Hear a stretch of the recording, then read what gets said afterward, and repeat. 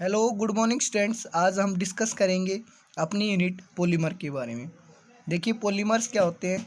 Poly का means होता है आपका मैनी और मर्स का मीन्स होता है आपकी molecular unit.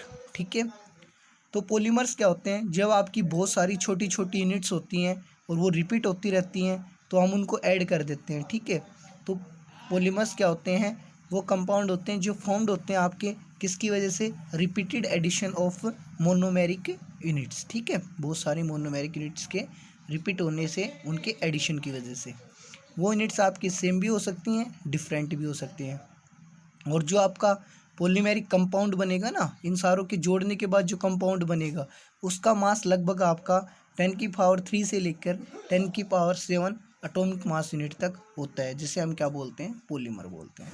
Classification of polymers की बात करें तो क्लासिफिकेशन आप कर सकते हो इनके सोर्स ऑफ ओरिजिन के बेस के ऊपर, क्लासिफिकेशन कर सकते हो इनके स्ट्रक्चर के बेस के ऊपर, क्लासिफिकेशन कर सकते हो इनके मोड ऑफ सिंथेसिस के बेस के ऊपर, क्लासिफिकेशन कर सकते हो आप इनके नेचर ऑफ मोलिकुलर फोर्सेस के बेस के ऊपर।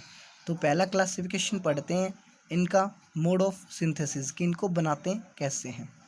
तो देखिए पॉलीमर्स होते हैं वो आपके दो टाइप के होते हैं, एक चेन ग्रोथ पॉलीमर होते हैं, एक आपके स्टेप ग्रोथ पॉलीमर होते हैं। चेन ग्रोथ पॉलीमर को एडिशन पॉलीमर्स कहते हैं, स्टेप ग्रोथ पॉलीमर्स को कंडेंसेशन पॉलीमर्स कहते हैं। एडिशन पॉलीमर्स वो होते हैं उन कंपाउंड्स के अंदर होते हैं जिन कंपाउंड्स के अंदर आपका पाई बॉन्ड प्रेजेंट होता है। ठीक है, तो पाई बॉन्ड कंटेनिंग हाइड्रोकार्बन्स, जो हाइड्रोकार्बन्स जिनके पास क्या है, पाई बॉन्ड है, वो किसके अंडर को जाते हैं, पॉलीमराइजेशन के अंडर को जाते हैं। मतलब वो रिपीट होते रहते हैं और क्या होते हैं, ऐड होते रहते हैं। ठीक है, कौन कौन से मैकेनिज्म से ऐड हो सकते हैं, वो फ्री रेडिकल मैकेनिज्म से ऐड हो सकते हैं, कैटाइनिक और एनाइनिक इनिशिएटर मेथड से वो आपके ऐड हो सकते हैं। देखो ऐड होने के लिए भी कोई ना कोई मोड होता है ना, मैकेनिज्म होता है, क्या बनाने के लिए, form polymeric units without any loss of smaller fragments like water, NH3, alcohol etcetera.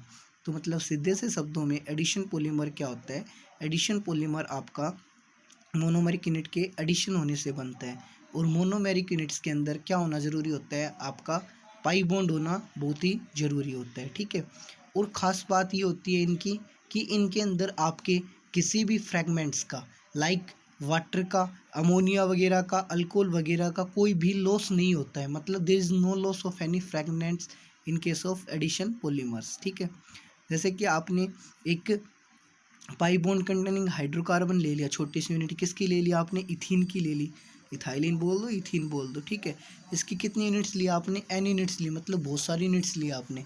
तो CH2 डबल बॉन्ड CH2 की n यूनिट्स थी, तो ये सारी यूनिट्स क्या करेंगी, आपकी एक दूसरे के साथ ऐड होना स्टार्ट कर देंगे, किसी भी मेथड से ऐड होंगे, चाहे आपके रेडिकल से, चाहे कैटाइनिक से, चाहे एनाइनिक से। तो क्या करेंगे, पॉलीमराइज होकर एक बड़ी यूनिट बना देंगे जिसको हम क्या बोलते हैं, पॉलीइथाइलिन। तो ये डबल बॉन्ड सिंगल बॉन्ड के अंदर कन्वर्ट हो जाएगा, क्योंकि आगे इसके बहुत सारी यूनिट्स ये जुड़ गई हैं, जो आपकी एन दिखा के लाइंस लगाई हुई है ना दोनों तरफ, इसका मतलब इसके साथ में इस तरह की CH2 की यूनिट्स बहुत सारी जुड़ चुकी हैं इसके साथ। ठीक है, दूसरा क्या होता है, कंडेंसेशन पॉलीमर।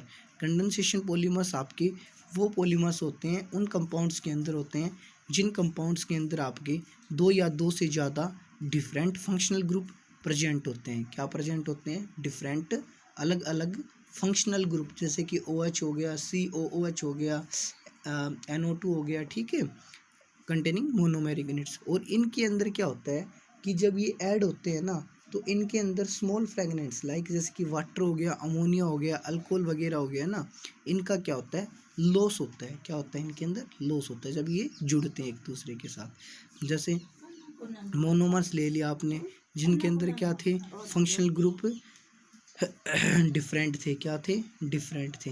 जैसे कि आपने एक फिनोल ले लिया, फिनोल का मॉलिक्यूल लिया, बेंजीन की रिंग के ऊपर OH ग्रुप लगा हुआ है, मतलब फिनोल हो गया।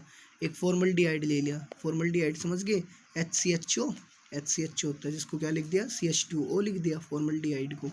अब आपने क्या कर दिया कि इनको आपने कंबाइन करवा दिया, तो क्या हो गया, आपके बेकेलाइट की फॉर्मेशन होती है, किसकी फॉर्मेशन होती है, बेकेलाइट की। ठीक है, देखिए कंडेंसेशन पॉलीमर्स थे आपके।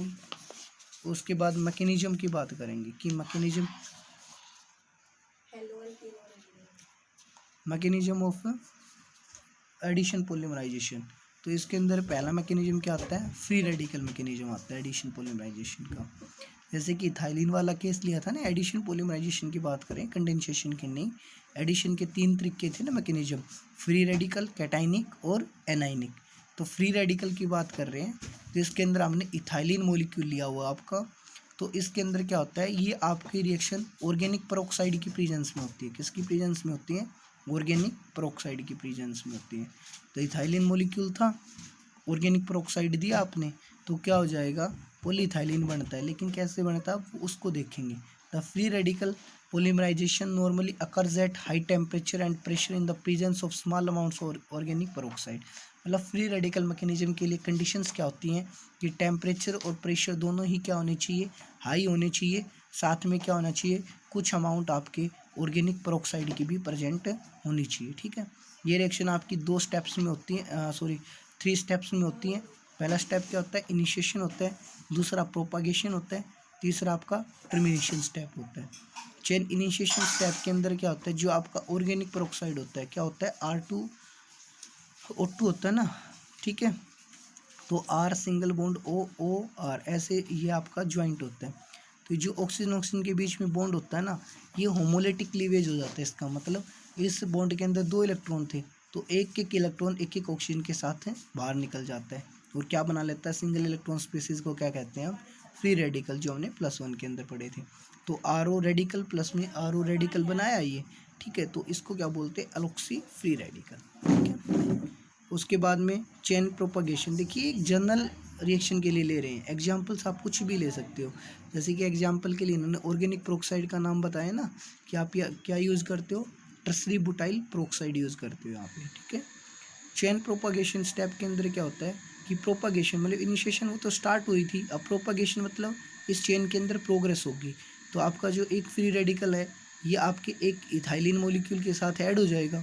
इसमें भी होमोलिटिक क्लीवेज हुआ, CH2 डबल बॉन्ड, CH2 के अंदर डबल बॉन्ड के अंदर से एक इलेक्ट्रॉन तो आपके कार्बन के ऊपर चला गया और एक आपका ऑक्सीजन के साथ बॉन्ड बनाने के लिए बाहर की तरफ आ गया।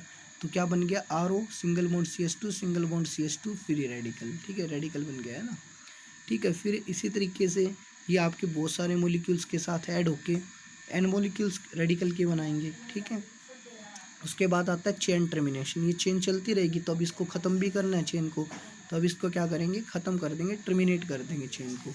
तो RO CH2 CH2 N CH2 CH2 जो आपके सेकंड स्टेप में फ्री रेडिकल आई थी ना, इसी तरीके की एक और फ्री रेडिकल ले लेंगे।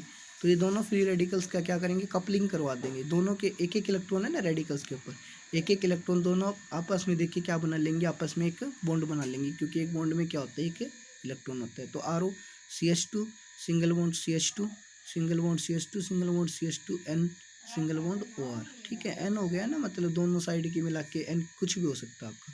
Thank you, have a nice day.